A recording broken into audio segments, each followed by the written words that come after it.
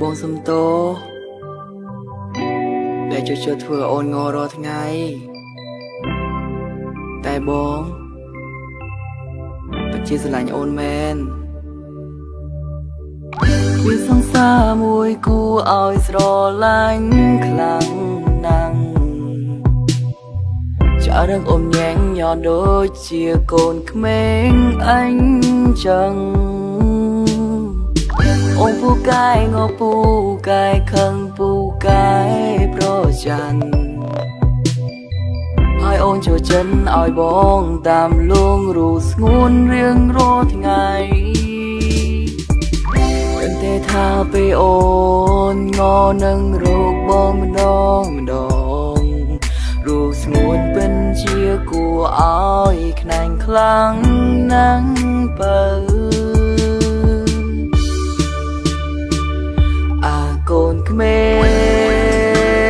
ងជុំងទៅបងស្រឡាញ់រូបបើលៀងគុណណាចរណៃ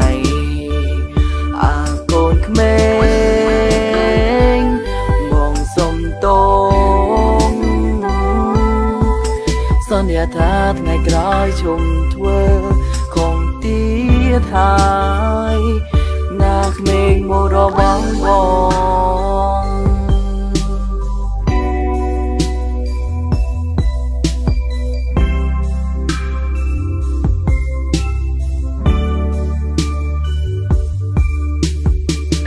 អរគុណអូនដែលតែងតែផ្ដល់ភៀមកង់ក្ដៅហើយអរគុណទៅដែលព្រមទទួលបរំនាងនិងអូនពូកែងអពូកែខឹងពូកែប្រច័ណ្ឌហើយអូនចូលចិនឲ្យបងតាមលួងរូស្ងួនរៀងរាល់ថ្ងៃពេលតែថាពេលអូនងនឹងរោគបងម្ដងរូស្ងួនពេញជាគួរឲ្យខ្នែងខ្លាំងណាស់បើកូនក្មេងជុំងទៅបងស្រឡាញ់រូបបើលៀងគុណណាចរណៃកូនក្មេងបងសុំទោសសន្យាថាថ្ងៃក្រោយជុំធ្វើคงទៀតហើយណាក្មេងមករបងបង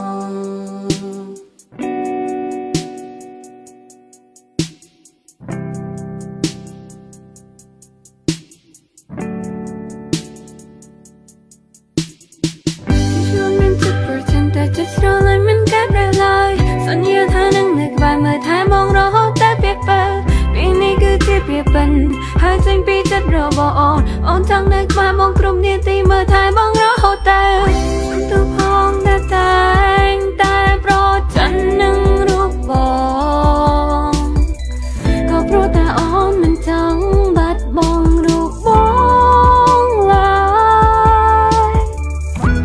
យកូនក្មេងជុំងទៅបងស្រឡាញ់រូបបើលៀងគុណណាចរណៃកូនក្មេងបងសុំទោសន្យាថាថ្ងៃក្រោយជុំធ្វើคงទៀតហើយណាក្មេងមករបងបង